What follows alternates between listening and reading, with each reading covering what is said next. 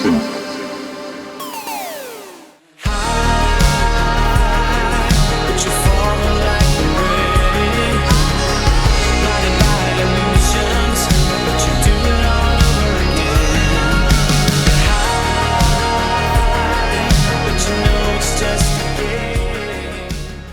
Welcome to Forever Synth. I lose sight of whichever number this is, but it's a big number. It's a very, very big number indeed. And tonight we've got, it's only Michael Oakley joining us again after 4 months.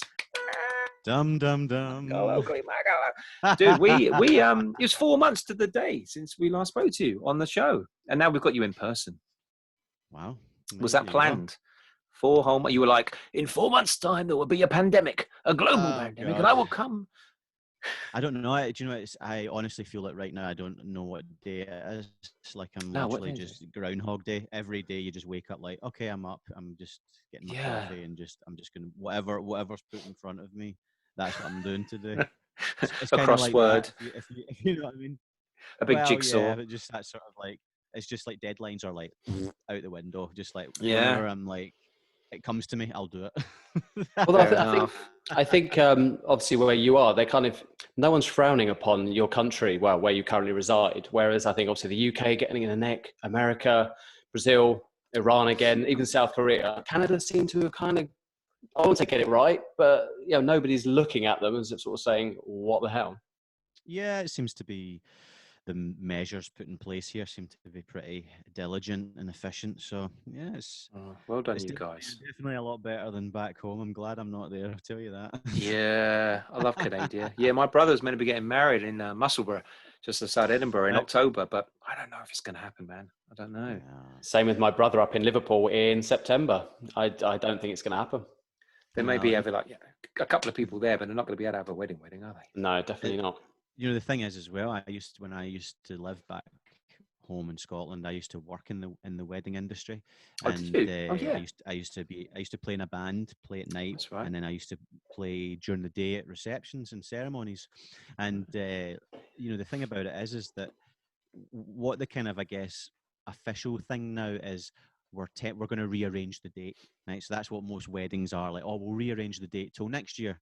But the problem with that is that if you are one of like the wedding sort of like people like myself that are maybe like cake maker or musician or something, like you're already going to be booked out for that date. Yeah, exactly. So this is a write-off this year. This is like a write-off. The whole thing.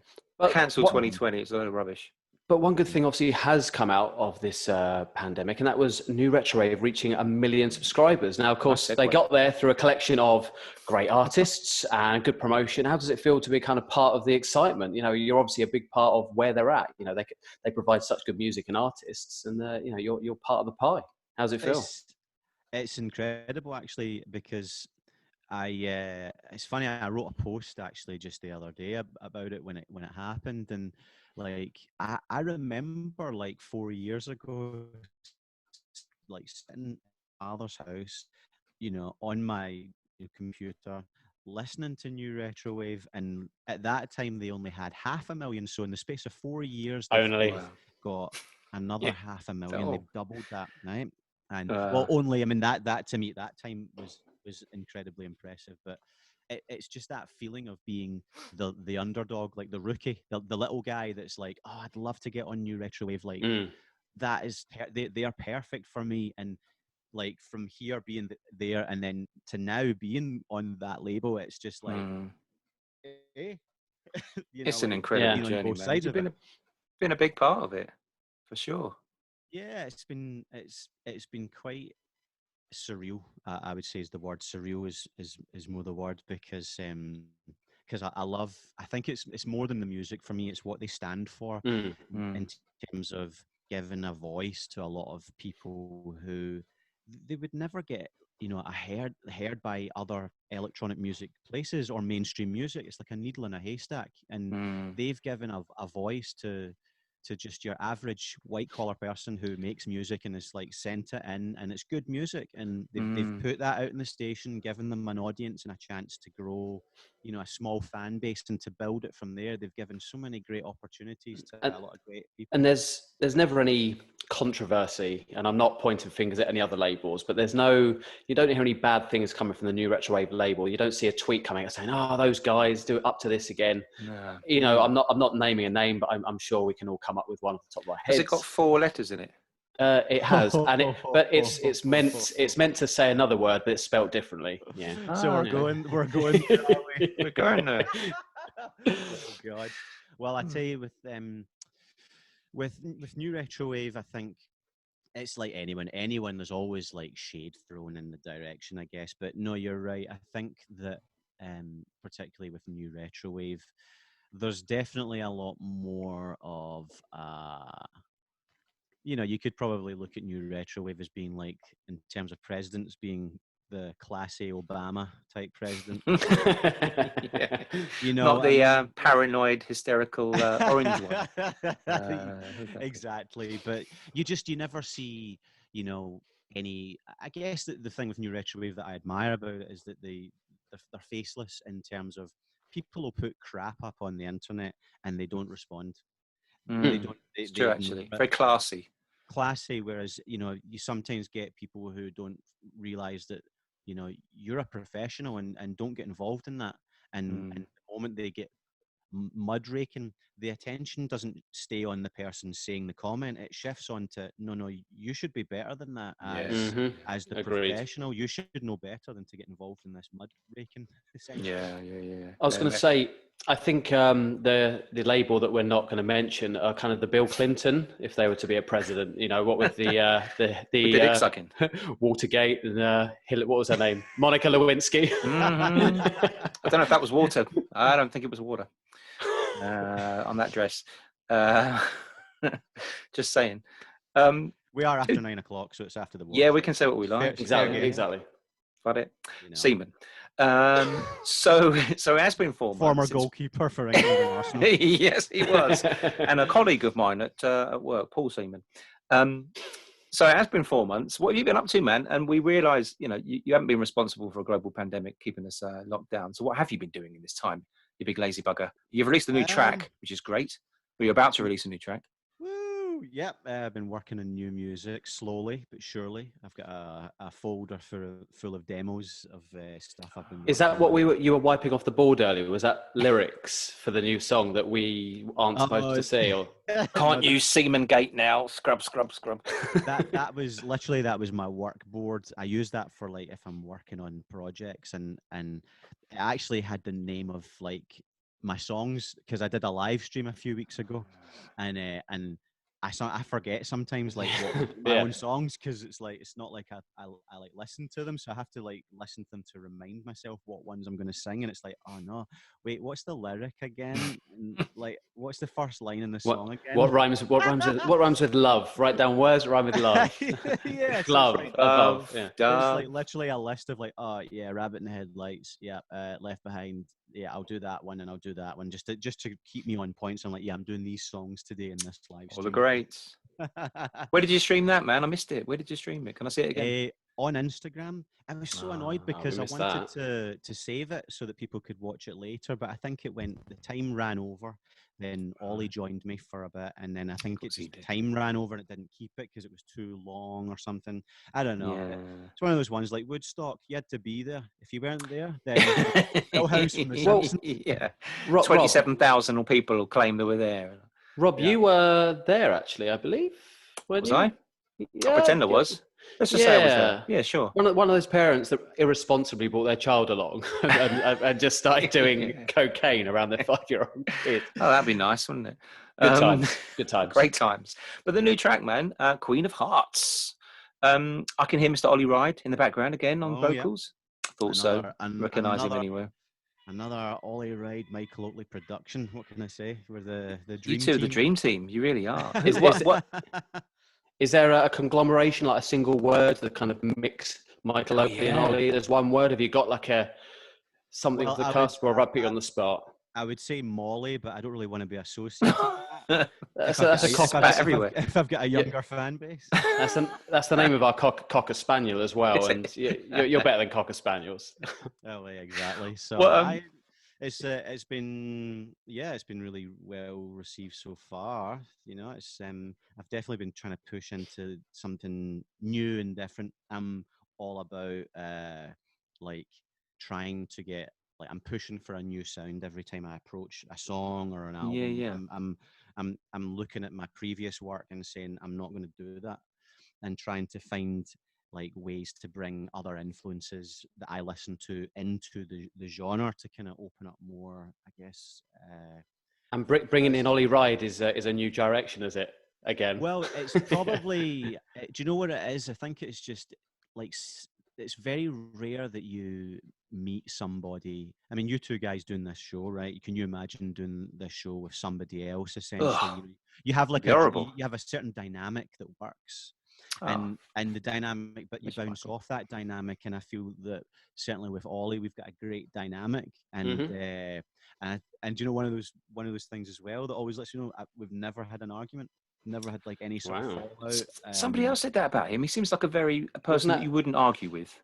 was it Sunglasses Kid? Yeah, He's yeah. Sunglasses Kid? I think so, Well, yeah. Ollie's very like the thing about it is, I would say that Ollie knows what he wants when you're Right. working with him, and that's different because the worst is when you're working with somebody who doesn't know what they want, and you're just like, Right. if I don't know what you want, Yeah, I then can't give it to you, man. I can't give it to you. So it's great because Maybe. we sort of know we both know what we want, and we both are good at articulating like what we're trying to do with the track and stuff, and I think we're both very good at taking like constructive criticism from each other as well. There's been I times I've think sent him an idea and he said, let's change this, and I'm like, yeah, you know what, you're right. I think that's He quite an knows what he's important doing. thing you bring up, actually. I think there's quite a number of artists out there that know what they want, but don't know how to explain it to another person because, sometimes you can't just use words like, I want it to be nice and pretty. There's specific words in certainly music that I don't know. If you told me to do something, I'd fuck it up 100%. Well, So, yeah. it's like it's one of those things where you kind of work out people you're working with. Like I've had people say to me before, "Can you make that snare drum sound like a digestive biscuit snapping in half?" They mean it literally. And I know what he means. Like I know it's that. What brand of digestive Oh, yeah. biscuit? Because there's obviously different, Asda's own. McVitie's. a full Classic. brand. Classic. Well done. Well done. Yeah, it's got more of a wheaty taste to it. Mm. So, Mm. or I want this hi hat to sound like like if you crunch an egg in your hand, just a raw egg, like A quail egg or an ostrich egg or a moorhen. Free range or medium, large, half a dozen. Anyway, you want that to sound like that drum has had freedom, has had a nice life, has been fed well and looked after and cared for. Free range snare. That's a good term. Gluten free and comes with its own Wi-Fi. Perfect. That type of thing. But sometimes people, it's hard. Like that thing where like someone goes into a hairdresser's and says, "Right, I want you to cut my hair short, but can you just leave it long?" Yeah, yeah. Don't touch it, but completely eradicate it. Isolate, but don't isolate. But go out and go to work, but don't go to work. But yeah, it's stupid. I don't know what you mean. Like I like where the snare drum is, but is there a way you can like turn the volume up without it sounding like it's coming up in volume, and you're just like, yeah, I know exactly what you mean. And then Ollie's like, yeah, whatever. But, who's the song? Who's the song about? Who or what is the song about? Because you always write quite autobiographically, don't you? So there's going to be a story behind this one. Well, this song is it's a tribute to my beautiful wife. Oh, of course it is. This Queen of your heart. Well, that's it. We all have. There's only room for one queen in the kingdom, so it's all about that. It's about meeting her and the lure of being pulled into sort of like getting involved in something that is magical and it's surrendering to that. And you're big romantic. Letting go of yourself in order to do that. So were you writing the track before lockdown, or is this something that because you're probably now spending more time with her as well, are you learning new things about each other that you might not have known before the lockdown, and perhaps this has led you to actually there's a song here, I started writing this at the end of last year. Okay, it's been going a while. Okay. So before the apocalypse. I had the track kind of there at the end of last year, and yeah, I mean, right now the dynamic that we have, it's very comfortable. You know, we've just like I actually find because of she works usually during the day, so I get the day to do my own thing. But sometimes I don't know. I mean, I find like recently I've enjoyed having her around because it's like if she isn't here sometimes, and I'm working on music, and I'm like I'm aware of the sort of like the loneliness of being working on stuff myself, and sometimes I'm not as productive. But sometimes having someone just walking around and doing what they're doing while you're working, it kind of just has a certain warmth that lets you feel like I'm comfortable being here. I don't I know what you feel mean. completely on my own. Pottering around. Yeah, Working exactly. from home now and having a child running around, it's very different to having Yes. a colleague that you like, you know, offering you to make a cup of tea or whatever. It's a very different dynamic. Now it's everything's hellish because it's the background noise is a child that's feral. But I'm quite envious of your experience. Aye. Has lockdown made you more productive or same? Because I know the joke about, you know, Um, for a music producer being locked in a room for hours and weeks and days on end with only knobs to fiddle with. It's same. I would say I've been more productive.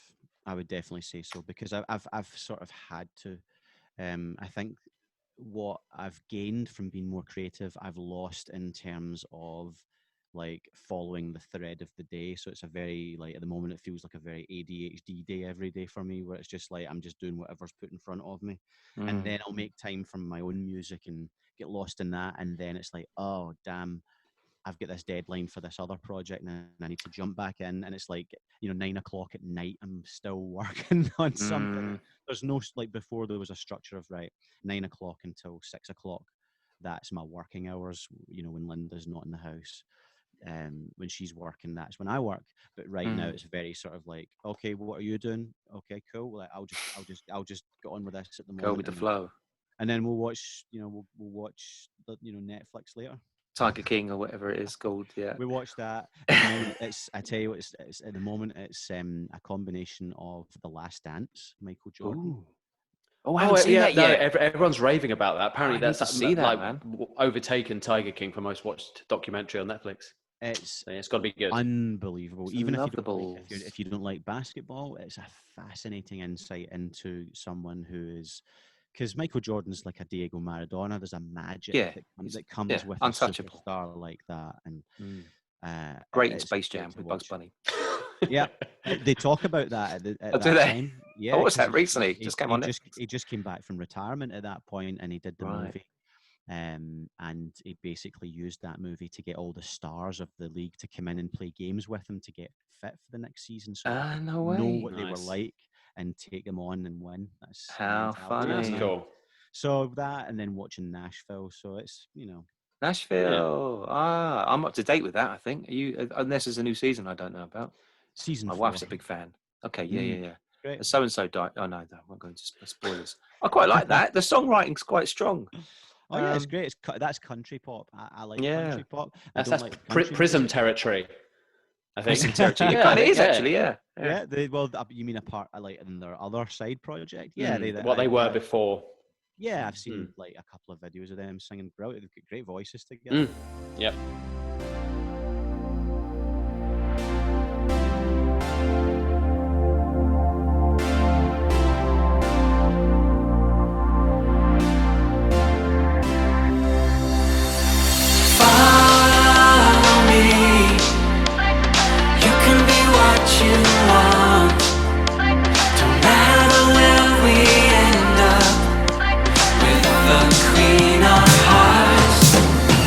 One night I took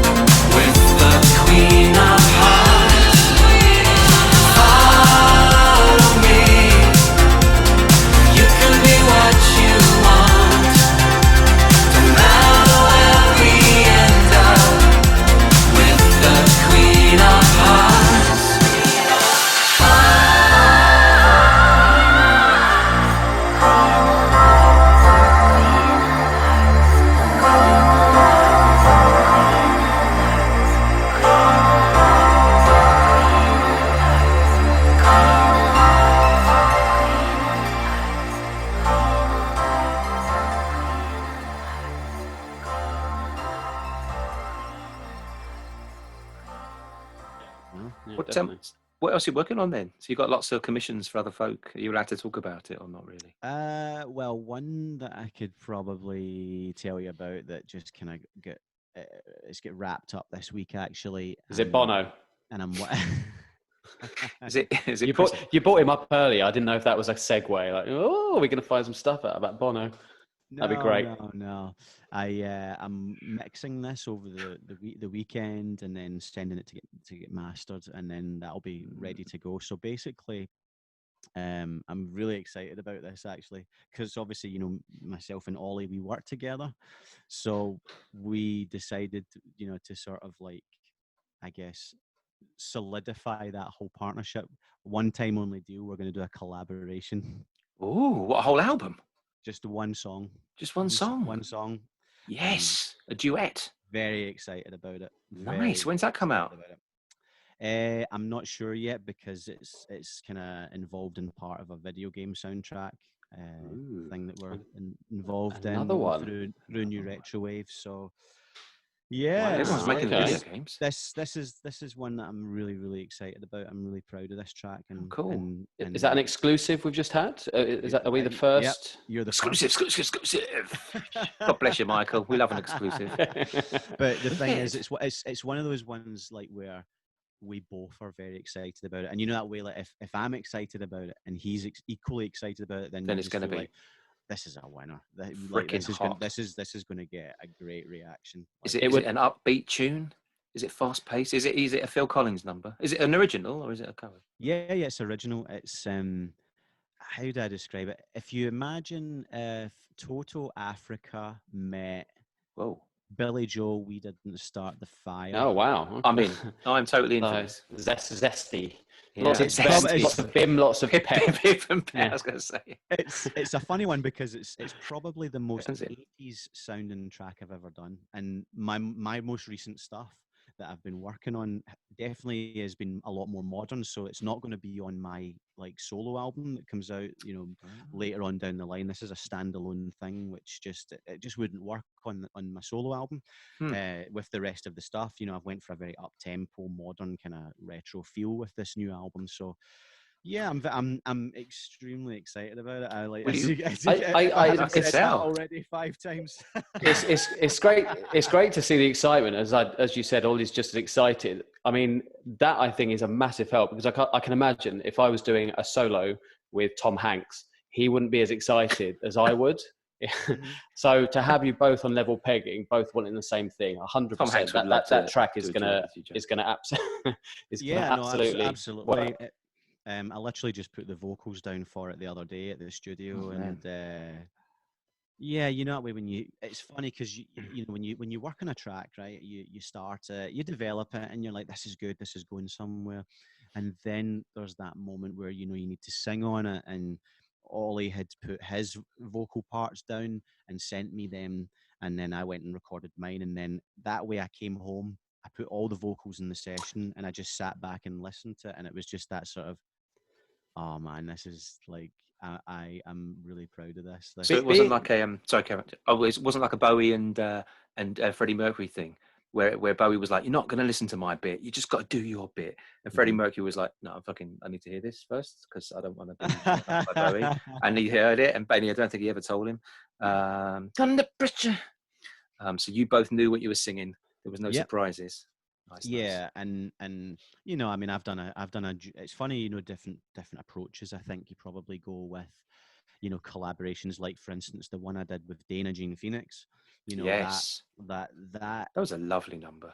Like, thank you. That for me was like one of those moments where like I literally wrote that track for her to sing on it. Like that was one of those, like I was literally like almost like pitching that to her to say, listen, I would love to work. That's why she went for it, man. Made for her. And I literally just said to her, I said, look, you're the star. I'm just going to compliment you with my vocal. My vocal will be very sparse. You know, I just want you to basically, because Dana can, the thing, and I would say, you know, it's no diss on any other female artists in the scene, but nobody can sing the way Dana sings. Dana can make any song her own. And that's the difference. It's the sass. It's funny because Power Nerd album's brilliant, man. Yeah. Oh my God, it's classic. And One of my faves of the year so far. oh, it's amazing. And Ollie's one of those people as well. You put any song in front of that guy, and he can make that song his own. And like it's funny because like I sing, right, but I know my place. Like I know I'm a good singer, but I'm not a great singer. Oh, Very modest. too modest. No, but it's true. I think sometimes you've got to get real about the talents that you have and make the best of them. And I know how to, like, I guess, perform a song with the skills that I've got, because sometimes performance is better than like you see that Like, nuanced. so I focus on that, but like I couldn't sing anything. There's like songs that I would be like, I just can't, I'm sorry, I couldn't sing that. I couldn't make that song talk the way that someone like Dana or Ollie could. They are like world class great singers. And the folk. Sorry, carry on. I was just going to say with Dana, I just said, look, those, I've never heard you do like a Whitney Houston kind of like Clive Allen ballad, one of those like Saving All My Love for You, that type of stuff. And I said, look, just diva up, you just do what you do the best. And like, she inspired you to pull something out. Do you remember that folk singer Terry Callier years ago, and he did an EP with Beth Orton in the 90s, and he was like an old black soul singer from way back, and she was up and coming or mid-career at the time, and she said, I don't know what to do.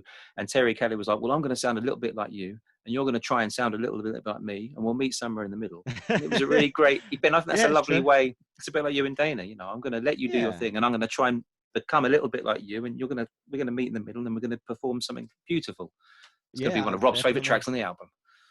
Yeah, absolutely. It was just, again, it was that moment, you send the track over and you're kind of patiently waiting to hear what comes up, and you're nervous, you're nervous because you think, oh my God, I hope my voice is okay with her voice, because not all voices doesn't always work like that, does it? Doesn't always work. Yeah, I mean, there's plenty of like duets I've heard. Like, I don't really like Kenny Rogers' voice with Dolly Parton's on Islands in the Stream. No, but whatever, but it just doesn't work for me. And so I was, again, I was just happy that. And so I heard the track with Ollie singing, like hearing all the voices together, it was like, this is can't wait for this. This is going to work. I've actually got a little of something that's, I wouldn't say been bothering me, but something I've been very curious for a long time. Singing. Why is it, do you think, whether you're Scottish, English, Australian, South African, we all sound American when we sing? Why? Have you noticed that? I think it's some tinge. Yeah, I mean, I suppose what they call something Twin Atlantic, I think, or Biffy Clyro. I think they kind of have a bit of a.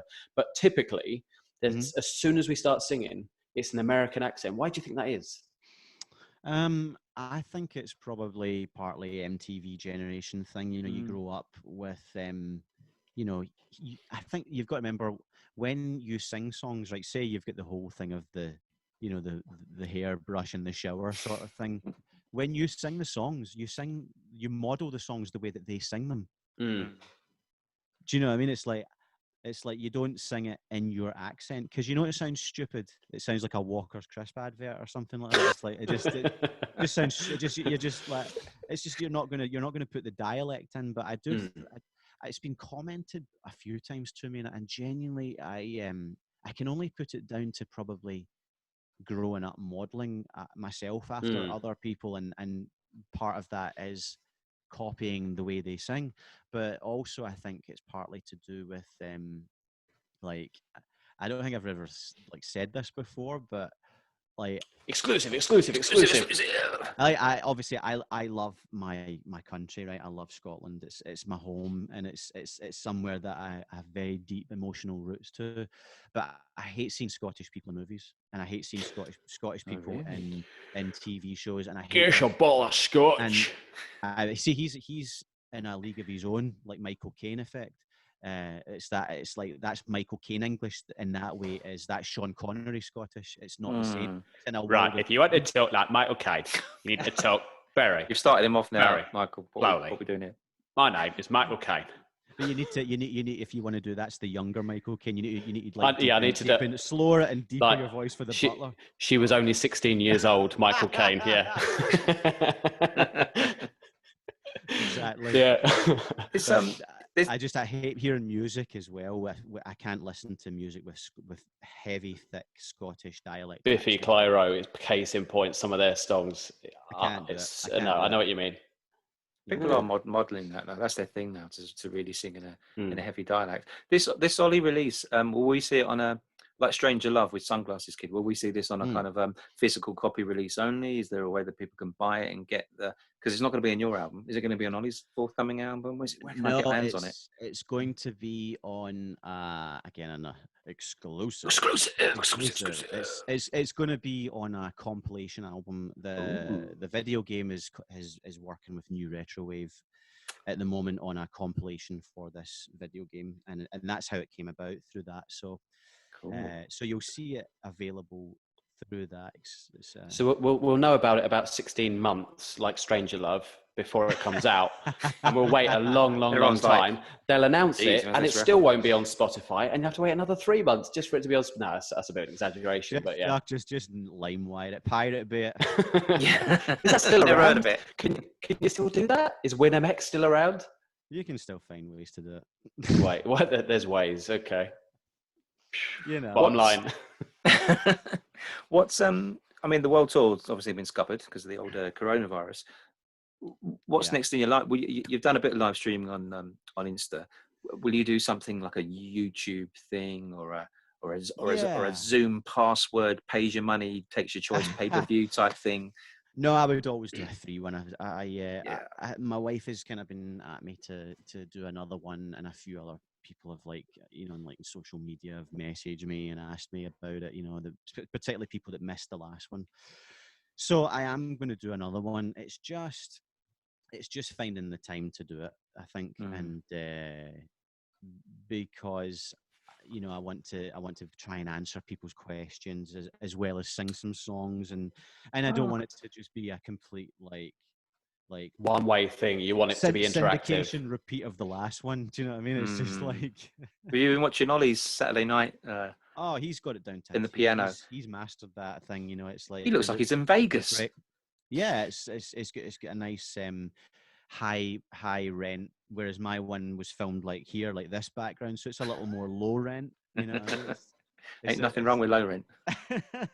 It's like I've got my keyboard here actually that I was just playing. This is all set up the exact same way the last live stream was almost. Are you gonna sing for us now?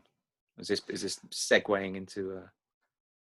I don't know. Can you sing? Can you just sing American Dream? Just give us that last little bit. Go on, give us a bit of that. Go on. Oh my god! I think he's going to do it. I'm quite excited. Oh, hang on. That's a D. There you go. That's D. C actually. Shit. I have no idea. Only one letter out. Yeah, it's nothing. The last bit of American Dream. How does that go? I'm sure that. My American Dream. Oh. Here we go. Something like that. I don't know. We'll take it. Haven't played that in a while. We'll take it. I didn't know you were going to get a bit of live piano. Bad it. I used it in. I used it unplanned. I used it in 5 Cent Shuffle, didn't I? An episode, and I just played that last My American Dream bit. Didn't give too much away at all about the title, but yeah. So, speaking of live performances, obviously they've basically been put to rest in 2020. Do you think synthwave as a genre is positioned well to cope with possible changes in the future to, say, social distancing and perhaps the lack of live venues that perhaps are going to be sort of sidelined for, let's be honest, or bigger pop acts, those that are going to obviously attract a larger crowd? Do you think there's still a scene out there for live performances? Because 2020 was going to be the year of the live performance, I think, based on some of the ones we saw in 2019. This was going to be it. I think that probably you've got to think of it in terms of it's not just so much about accessibility of whether they can do it, it's also the hunger for it, because we've all sort of not been able to go out to things like the cinema at the moment. We can't go to a movie theatre, we can't go out to ice skating or any of your kind of general things, let alone going out to gigs, comedy clubs and theatres and things. So by the time this all comes around next year, there's going to be such a huge we can go out and people will probably have a lot more of a new lust for life in terms of going out and socializing and being out, and it will be more appreciated. Whereas I think it probably gets taken for granted, up until this point where that something like this happens and changes someone's I think ticket sales are gonna. I think they'll sell quicker. I just like you're saying, people will jump at the opportunity more because they'll realise that. Well, when's the next one going to come? Is this pandemic going to flare up again? We don't know what's going to happen now, do we? So you're right. I think we're going to see certainly people jumping at the chance more, but I think there'll be fewer events, maybe fewer but larger, perhaps. Social distance. I would say so. There's definitely going to be a complete hunger for it, though. People desperate to just get out and just have more of like a different entertainment experience, because stuck at home watching Netflix is only going to reward you so far, because Netflix is full of shit, and it's like you're Tiger King. It's like the thing is you're looking through it and it's like, oh, Tiger King, I've seen that, and then Stranger Things, watch that, and then Steven Seagal movie, and you're just like. He looks like he looks in this movie like the last person I think that would solve a double homicide. Like he looks like he's fucked. Like, why is he in this movie? And then it's like and the thing, have you ever noticed on Netflix how many Bruce Willis movies are there?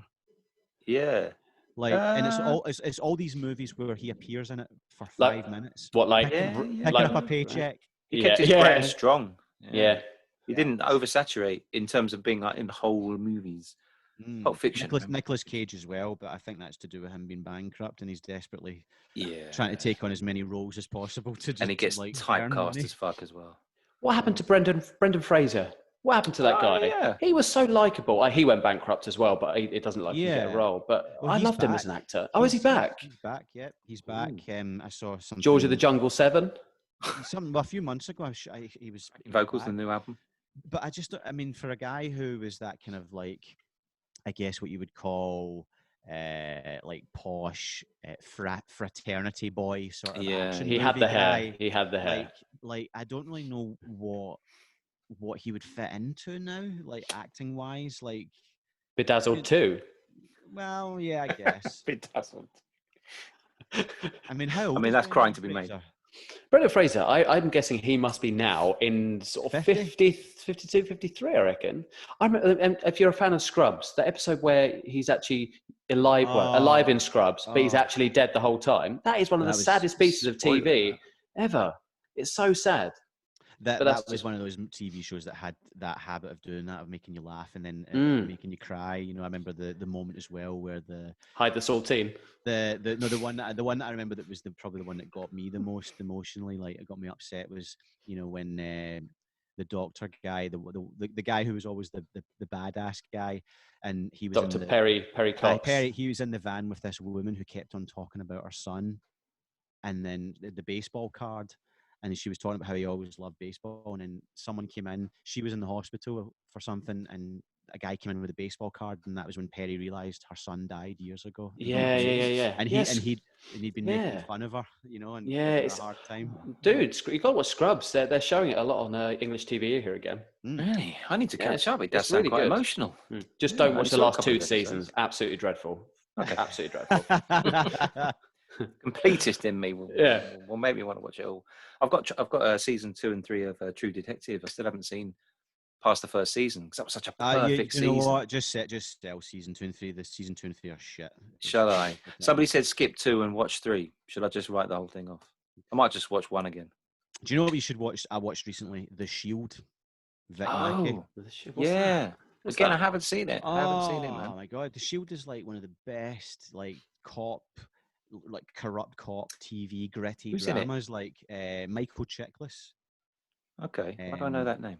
Walton Goggins. He was in The Hateful Eight. Australian guy. Okay. Is it on Amazon Prime? Where can I watch probably this? Is. Yeah, it will be.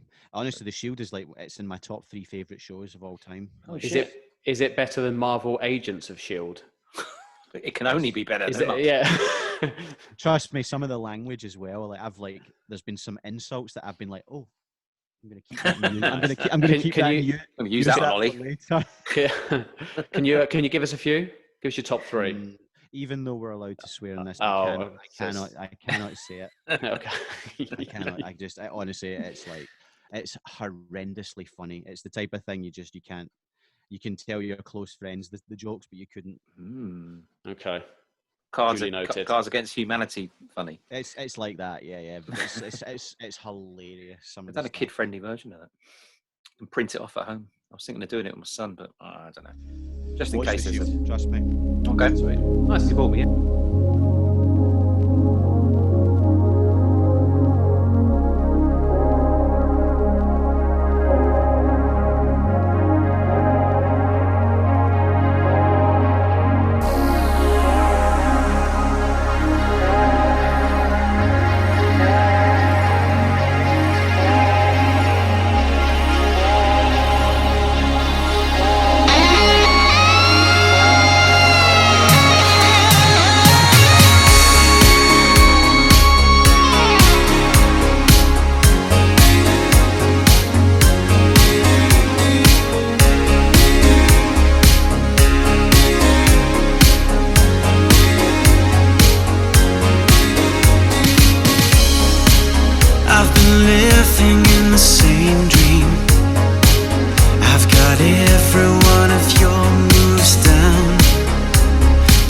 slip from your hourglass.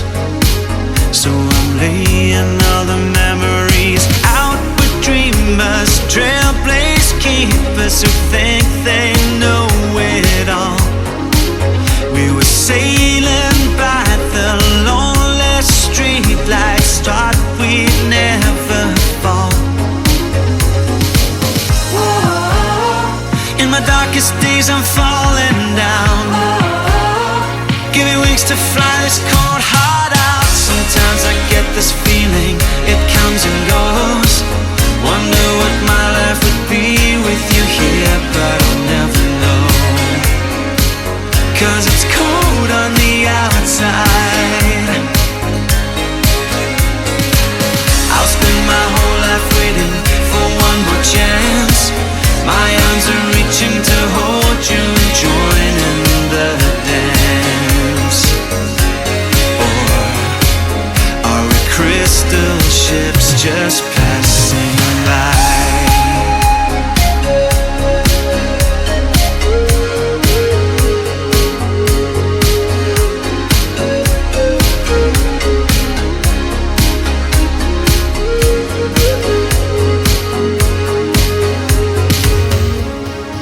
So I'm hanging to a night scene in the town that we both carved out.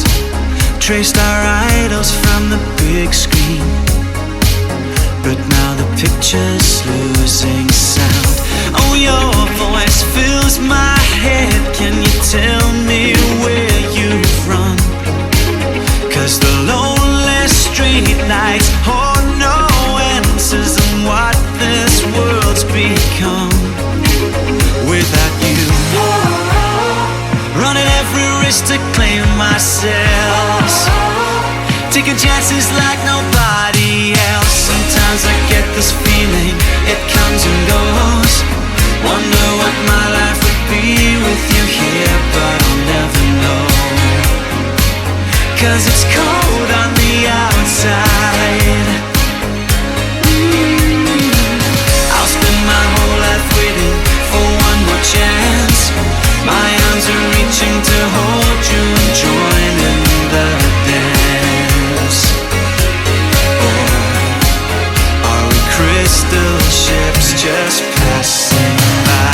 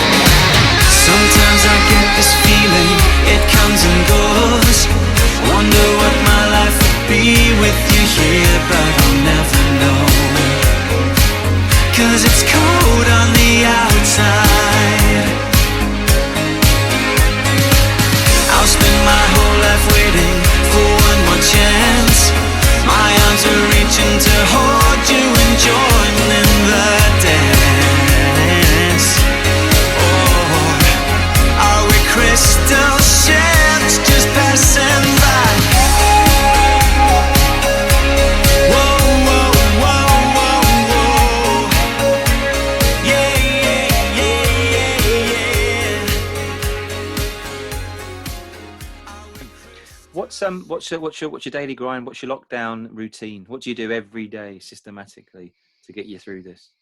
Has your right arm got any bigger? Alternate. That is the Alternate, yeah. alternate. I basically I wake up when I wake up, and usually bastard. about 9:30. I wake up when I want, except on Wednesdays when I'm rudely awakened by the dustman. Part life. Yeah, I wake up, I walk downstairs to the sound of my cats like annoying the shit out of me. So I kind of decide, am I making my coffee first or am I going to feed them? And I usually probably make the Coffee first. Yeah. You know, It's like put somebody else's safety mask on before your own. No, put yours on before somebody else. You need your coffee before you feed the cat. It's more what I do is I put on the kettle on the stove, and then I feed them while that's boiling. Feed them so that they shut up, and then get my coffee together, and then I'm like, oh, right, okay, what am I doing now? And that's when I kind of do some stretches, exercises, and then get to work. I do a lot of like production work, like for sample companies and sample packs, patch designs for producers. In fact, I did that course recently for Sonic Academy, which was like a production course, which was nice. Nice. God, it must be freaking amazing to do what you love full time. So many people we speak hobby to, and a job. Yeah, it's cool. It's the best feeling in the world, and I definitely don't take it for granted, because there was. I think most things do end up in some way become like a job. I remember when I started perform as a performing musician many years ago, and we started the band to play at weddings in order to get us out of the daily 9 to 5 job grind, and that was it. It was like, no, we can work weekends and have the whole week off if we want. And so we did that, and it was so much fun because we were all friends. But eventually, the routine kicks in. You're singing the same songs every week. You have to learn new songs for the first dance, and you slowly there creeps in a sort of like a lack you're of a slave to it. Yeah, you feel a bit like this is just like any other job now, and you feel it. But with this, the type of work I do now, I'm always working with different people, and I'm the type of guy that I love to learn from people. I love to like learn new skill sets when I'm working, in production techniques. I love to like see how other people work and go, I could do that. You're always learning, man. Your toolbox. You're always looking for new ways to taking the Kaizen approach, continuous improvement, Japanese. Yeah, absolutely. It's the only way to stay fresh, and it's the only way. It's the only way to stay, what you call inspired. It's the only way to stay excited about what you're doing, and genuinely, I know it's funny because like with what I do, I guess you could say, oh, he's an expert at like what he does, but I don't really like that word because that suggests that I know what I'm doing, and I can honestly say to you that a large but you do know what you're doing to a certain degree, but the fun comes from not knowing what you're doing, and the sort of excitement when you stumble across something that you're like, I didn't know that was going to do that. Oh my God, I need to get that recorded. What did I do? Stupid things, effects, effects processors where you're playing about with things and filtering or patches or synthesizers, and you're playing away with this sound, and you're like, oh my God, that sounds great at that point in the song, and there's a naivety involved. I remember I saw an interview with Midjure. Right?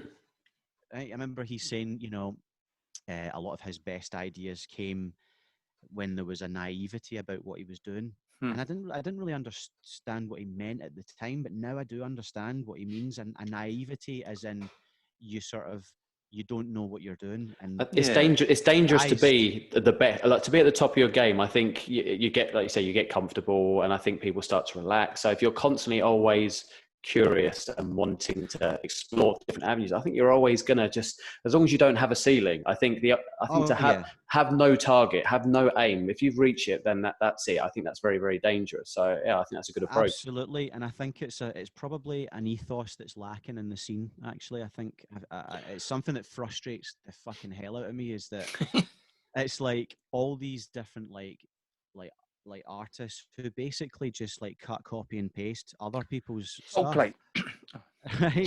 And it's just like formulaic. And it's like, look, the midnight are the midnight. you're never gonna get to that level sounding like them. Time Mm. Cop is Time Cop. That's his thing. You know, he's done that. That's his sound. And if the more you try and sound like that, the less people are going to like adopt you as like your own man. You know what I mean? And with this new album that I'm writing, like I'm not listening to anything like Smart. within the scene. Like I've been listening to a lot of different types of music to try and pull from that to kind of like give you guys something fresh to listen to. And even if God forbid the album sucked, right, at It ain't least gonna at least I would go to bed at night feeling like, you know what, I still did that my Did way. it your way, And yeah. I didn't compromise. I did it Uh, my way. yeah, you sort of like, you don't want to feel like you're making a product. Like, Yeah. oh, Keep that's the what people artistry. like. Yeah, that's what I'll give people them more like. of that. I'll just do that. I'll just give them more of that. There's a sort of insincerity about that. It's like Yeah. conveyor belt music, I call it. Yeah. And Oh no, absolutely. And I remember Bowie only listening to himself when he made some of the latter albums, yeah, not Black Star, but the one before. And it's like so many people have been influenced by him. That yes, there was a track that sounded a bit like the Pixies, and there was a track that sounded a bit like. But really, the tail was eating the head because Bowie, man. Bowie's the quintessential like journeyman artist who Mm. never ever repeated the same steps, and that is something which I feel in synthwave is definitely missing. You know, I want to hear more people express themselves. I want to hear more people bringing in different elements. I mean, you know, think about it this way: the '80s was an entire decade, right? There exists more than just the John Hughes soundtrack music. You know, there was like Preach. there was stuff like Blondie, that new wave type movement where you got all Yeah, these yeah, yeah. really great kind of like exciting kind of bands. There was like, I'm surprised there's not been someone that sounds like that kind of Prince Minneapolis type sound, Yeah, true. because that There's a sound hole there. is amazing. Mm. Like there's a total like niche for that. There's a space for it. There's an audience that would love that, and like that kind of R&B sort of vibe that was brought into that. So the scene's not yet saturated, you think? You think there's plenty more breathing space and room to explore? I think that there's an absolute world to explore, but it's just Good. people are sort of stuck on this same like thing, and I hate to say it, but it's a low bar entry Mm. in terms of production. Like Yeah. I could literally make that sound in half an hour, and Mm. it would probably sound enough to make people go, oh yeah, yeah, that's cool.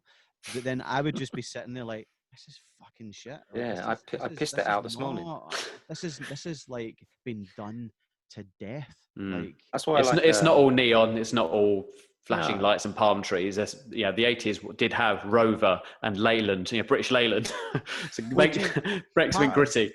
part of the charm, I think, with the '80s was, you know, you look at every year of the '80s, there was a new sound that was in vogue because there was all these new synthesizers. The '80s is the synthesizer decade. Mm. Each year of the '80s, there was like a new synthesizer that came out, and it started in the early '80s with the kind of like analog stuff, which then progressed to like the Fairlight and sample based instruments, and then it progressed to digital sounds and digital workstations. So like the sound palette that was available across that decade Mm. is It's true, Vast. actually. Vast. Why are people fixated on 8 months of the 80s instead of this?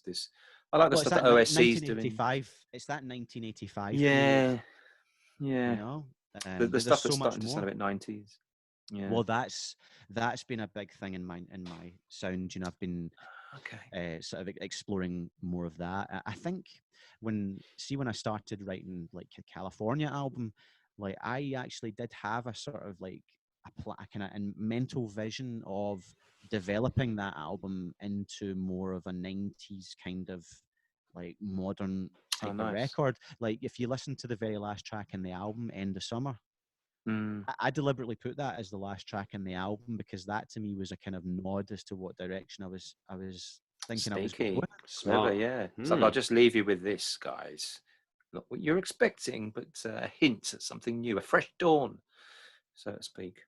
Well, Nice. the thing is then when obviously after that album I signed with New Retrowave, I actually kind of shifted a little bit because I felt like, I've been Because they listening. told you to, or you wanted to? Oh no, I wanted to. I was Okay. listening. I was listening to a lot of music that I used to listen to. Like, I fell back in love with the music I grew up with, and I just felt like, you know what? If I'm ever going to make this type of album that is basically like a purist album, like a tribute to the music I grew up with, now's the time. Because I'm not going to do it in 2 or 3 years' time. It's now. This is the time would be the right time to do it, and so I shifted, and now I've shifted back to what would that sound be like modernized now? How do we take that? How do we take it forward into a new direction and bring in more early '90s influences and just That's make what your man. things That's what your man Iron Skullet attributed to you a little while ago. How you're making really solid, authentic 80s sounding music, but with a contemporary production. And he was a big advocate of yours. It's early on. funny, yeah. It's kind of funny because when I was making that album, it really felt to me like a very sort of a purist, authentic '80s album. But then afterwards, a lot of people said it sounded very kind of modern as well. And I guess if it's me that's making the record, there's always going to be a certain element of what my brushstrokes, I guess. Yes, yeah. Which I can't palette. help that. Yeah, it's going to be my way, I guess. But yeah, I'm very excited for the next album. I feel like I had a period of time where I took that time off and didn't write, because whenever I finish a big project, I did this after California. I took 6 months off. Did this with Introspect, took 6 months away and didn't touch anything because again, talking about habits, I like to forget what I've learned up until that point. If you take 6 months off, again. it's like Etch a Sketch. You're just like, and your brain, you forget everything. And so when I went back, I was kind of nervous again. I was like vulnerable that way. You're sitting like, oh my God, like how do I do this again? And you put yourself in a corner and you find yourself reacting better to it. Yeah. Exactly. It's just back to what I said before. I don't want to know exactly what I'm doing. I want to feel like I'm discovering the music just like the listener would for the first time, and then I get excited, like, that's it, record and get that, you just get excited about stuff. And if only someone would music if I didn't. If only someone would tell Chris Martin that. He seems to be extremely comfortable just pumping out the same. This will be a stadium number. This will get everybody waving the lighters, whatever, or their iPhones. Do something different. Endanger yourself. Hasn't that project though turned into the Chris Martin solo record though? Oh God, please no. If you were locked down with another artist, a producer, or a musician, and it's not going to be Chris Martin, who would it be? Who would you happily be locked in with? Oh, definitely Ollie, because we would just be so productive, because I know the dynamic, and we're both very hungry to get stuff done. That's the thing as well. We're both very like proactive. I've worked with people before where you're having to continually like have you done anything, like have you anything you can let me hear, what have you got, and then you're waiting months. Like a teacher. Whereas like we're like bang bang bang, we're like very sort of back and forth with the ideas and getting it done quickly.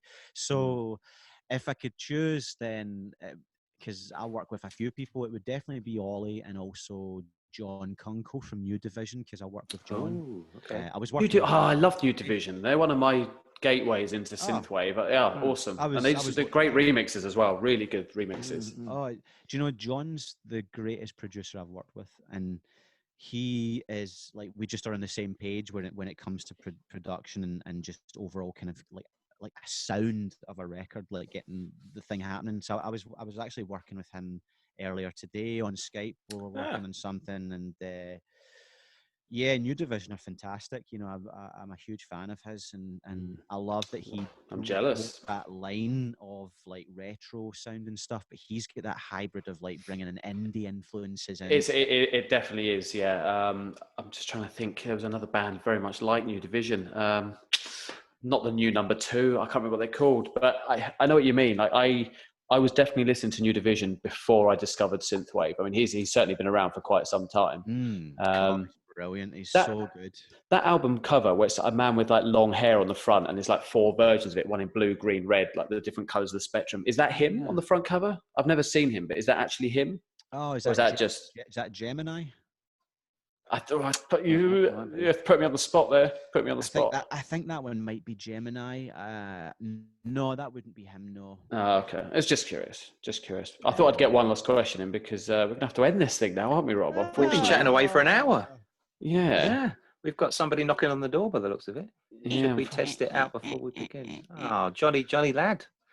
Johnny Ladd coming up WhatsApping next. us. Yeah, that's incredible. Michael, wish- you're such an easy, lovely person to just have a nice long chat with. It's been really a pleasure in your company. I'm an open book. Yeah, mysterious ways. Part, get to wear my hat as well. Just Boy. just in case you weren't sure. It's it's funny because I'm a huge Pet Shop Boys fan, and I had always loved the kind of look that they had in that early period, and Chris Lowe had like the Boy London hat, and so when I saw this, I saw this pop up. Like, this is an original '80s Boy No London way! hat. Oh, I love it. When that popped up on eBay, I was just like, buy it now. Nice. I want It's it mine. now. Just buy it, and I'll That's love wicked. it. Very you. Nostalgic. Oh, thank you so much for talking to us, man, and giving us a couple of exclusives. Thank you. We've heard the track. We've got the track. And when's it released? Queen of Hearts. May the 22nd. 22nd next week. Nice. Yeah, big day, big new beginnings. I like little things. I changed my profile picture on my social media. It used to be the introspect picture with the phone, and I just felt like it's time. This is the new chapter. Yeah, like that. Basically, your T-shirt. Absolutely. So new chapter. Paid £80 for this, you bastard. £80. Shh. Don't tell him I'm lying. Oh, okay. Probably the shipping. Yeah, bloody is. It always gets me. Probably from the Outer Hebrides. Yeah. Probably what did it. COVID-19. Yeah, that's true. Probably, I think it comes, from my dealings with them. I'm sure that the stuff gets sent from Michigan. Interesting. Okay. Eden Future territory. Anyway, we need to end this. Unfortunately, we've got the next chat coming up. So, Michael, thank you so much on scene. So cool. And thanks for reaching out to us. Good luck with the single. Yeah. Good luck with the album, man. Have a great day. Have a great lockdown. See Catch you you on the flip brother. side. See Take you, care, Michael. man. Bye-bye. Bye. See you.